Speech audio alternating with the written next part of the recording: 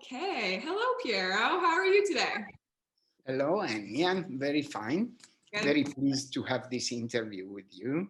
Oh, I'm very excited to be here with you today, too. So I'm here with Piero Turk, who is a denim designer and consultant and is currently designing for Bossa Denim, which is what we're here to talk to you about today. So at Bossa, you approach everything you do as responsibly as you can. And you specifically focus on the highest impact areas in the life cycle of a product. And I think based on multiple LCAs in the industry right now, we know that fibers are one of the highest impact areas. So I'm kind of curious to know how Bossa Cares is enabling a closed loop system for raw material production. I can say that so far we reached the point that we try to use on every denim we develop as much as possible recycled fibers. Mostly our own recycled cotton. We recycle cotton from the spinning area, from the waste that we have. And with some clients, we do special projects with recycling their ends. Okay, so you do take that. And we've found many ways to clean that cotton to make it really flexible. I mean, the recycled cotton we use in Bossa so far is not just something rough. Right. It's clean, it's white, can be used for any kind of denim. And we always do that. We create part of the viscose that we use is created by the waste of our own cotton. Okay. That is dissolved and cellulose is taken out from that, and we create our own viscose. And then we buy recycled fibers from different suppliers, from Lenzing, from any. So you're trying to increase as much recycled content as you can, basically. Our dream is to have at least in every quality we produce 20% of recycled fibers. Sometimes it's not possible because sometimes recycled cotton is not as strong as virgin cotton, but that is our dream. But as well, we have many qualities that are using 100% recycled fibers. And I guess this concept kind of goes hand in hand with your towards zero waste principle. So I'm wondering if you can kind of tell us how your zero waste approach has affected which fibers you use in your collections and which ones you actually prefer to work with. With towards zero waste, we work to reduce as much as possible the waste of our production cycle. Okay. In the use of water, in the use of energy, in the use of the fibers. So let's say that mostly we like to use technologies to dye the indigo or over dye the denims, saving much water than before. Mm-hmm. We develop 2 or 3 new technologies that help us to save even up to 50% of consumption of water. And then, of course, consumption of energy in that case. Mm-hmm. And fibers we like to use is the recycled cotton. Okay. And recycled tencel we like a lot. Yeah. Because it gives a different hand feel to the denims, and you can make more different qualities than just using pure cotton, and that's it. Right. So with those fibers, we work a lot. And then we work also with new fibers, recycled viscose, recycled polyester. We try to not to use too much polyester because of the microplastic. But then we have also a more ambitious program. I call that water saving system. Okay. So we try to not just in the industrial process to save water, mm-hmm. but to save water in every level of the production, in finishing, in dyeing, but also when we use different finishes that, let's say, can be antibacterial. Okay. That's big. Or helps the pens to be kind of waterproof, Okay. A little water resistant. water resistant, and also stain resistant. That is focused mostly in helping consumers to wash less the pens at home. Right. Because in the life cycle of a pair of denim, fibers are more or less in consumption of water around 40%. Right. Yeah. Making the denim is around 7-8%. Okay. Laundries and garment finishes is around 3%. Yes. All the rest is home laundry. Yeah. So if we can help the consumers to wash less the pens, not just because they are antibacterial, not just because they are water resistant, but also with new finishings that helps the elasticity to be kept for longer. Right.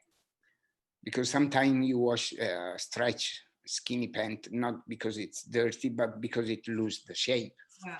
The shape retention. So we call that water saving system. That I think is very important. It's very essential. Yeah. And it kind of focuses on the consumer again. And in terms of the consumer, I think what's being demanded is transparency from their side too right now. And I know Bossa has been doing a lot of work with implementing traceability. So I'm kind of wondering what you've done to prove how transparent you are through traceability and what benefits you've seen from being as transparent as you are.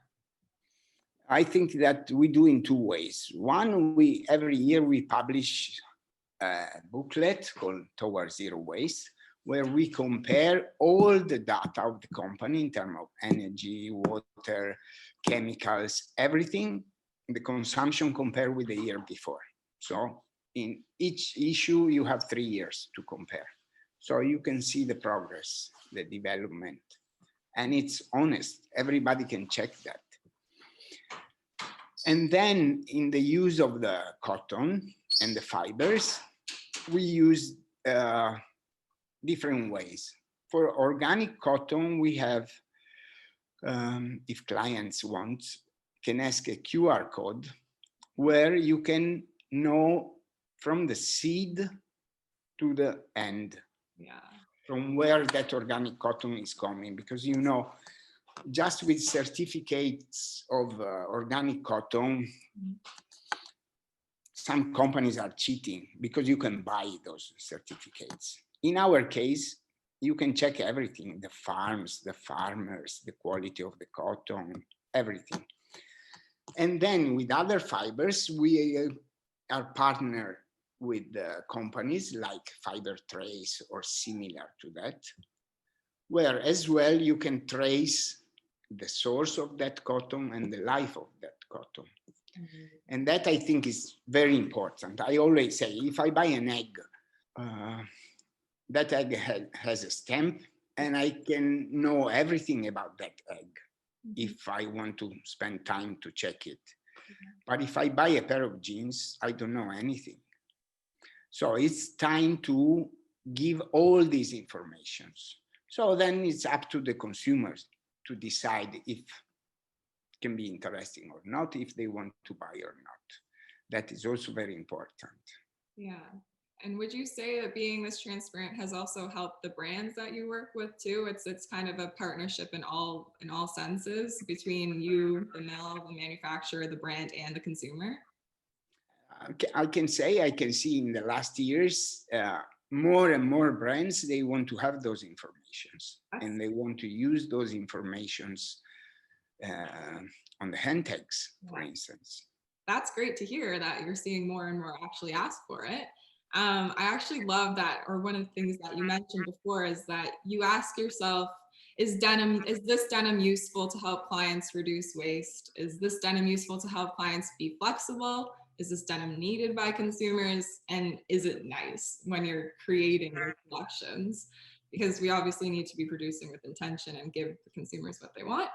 So I was wondering if you could kind of go through the product categories of of your new collection. Tell us which fibers were used and how well they worked with your sustainable finish technology. Yes, but as you say, the first point for me is this denim nice or not?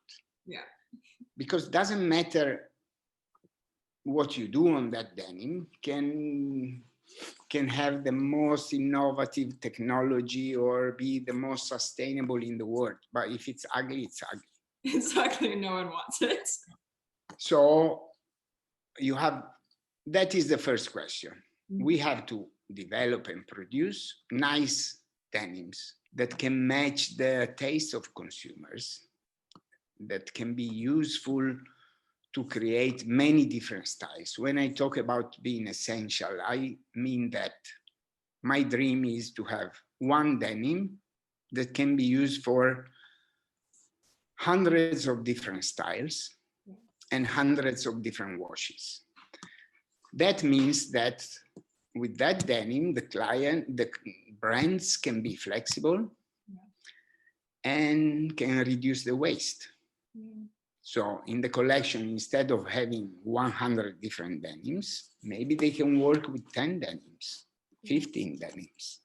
That is also very important now, because after the virus crisis, I was thinking, you go to a show like Kingpins and you see thousands and thousands and thousands of different denims every season. But who needs so many? So often you have denims. I guess you to receive everyday newsletters that say that denim mill is doing the denim with that fiber or with that performance or with that whatever. I've seen crazy things in the past and even today just to make something, but then it's not needed. What is the idea behind that? Mostly it's just to make something different, but different doesn't mean useful, doesn't mean nice, doesn't mean interesting. I've seen denims in the weft chicken feather. Oh, I've never seen that before. I've seen that, and I don't know, who cares? I don't know. I don't know. If somebody's vegetarian, it finds that disgusting. Yeah. But then for what? Why? And but you have thousands of these things, and I really don't like to go to walk in that road. I want to walk in a different road. I want to make things that are essential, that are beautiful, that are innovative, and that are sustainable. Or as much as possible sustainable. That I think is the point.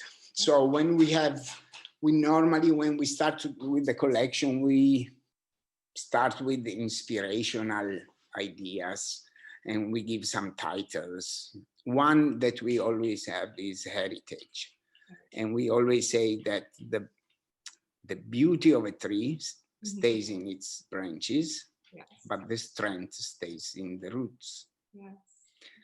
And it's what we want to do. We want to keep our roots and try to develop innovative products, but with that look, with jeans look. And that is the main group that we always have, always successful. In that we use different fibers. It's not just cotton. We use tencel, fibra, viscose, anything we think can be good for the idea of that denim, for the use of that denim. And then we thought that during these months, people like to be more at home. They had to work from home. They're still working from home, but they don't have so much the will to go to crowded places, or at least I don't. But even before the virus, I didn't. But and so we wanted to create a group of really high-performing denims, very elastic, very soft, very comfortable. I can say to make you feel home wherever you are. or to feel really comfortable when you are at home. Right. So you can wear your denims at home and you don't need just to wear knit leggings to feel comfortable. And then we have another group that is covering both the other two groups, the heritage and the sweet home, that we call dark side, because we are very good in producing black colors, overdine or grays. We love that and it's very successful. So every season we have that part. Okay. And then every season we have something that is related with colors. And this time we have a group that is mostly raw, because we like that idea, but can be used also for garment dye. And it's, we call nature breath. Just to give the feeling of the colors of the summer, of the nature. And also in that we have some denims that are like related to the heritage group, some related to the sweet home group, but they are in colors. Okay. So that is what I like. And the thing I like more is that every quality we do has a good taste. Yeah. Maybe they're not the most innovative denims in the world. Maybe, of course, something is missing in the collection, but all of them, they are beautiful. They are beautiful. Yes. All of them, you would like to have a pair of pants, wide leg pant or skinny pants or a coat or a jacket to wear it. Mm-hmm. And that is, in my opinion, the most important thing. As we said at the beginning, if it's not nice, it's not nice. Even if it has the most advanced fiber, but it's not nice, it's not. It's not nice, of course. Well, thank you so much for explaining your collection today and also just talking us through some of your zero waste approaches. I really appreciate your time and I hope you have a good rest of your day and we'll talk soon. Yes. Right. And you too. Thank you so much for the interview. And I hope to meet you in person soon. I hope. Soon. Very much so. Okay. Okay. Thank you so much, Piero. We'll talk. Have a good day.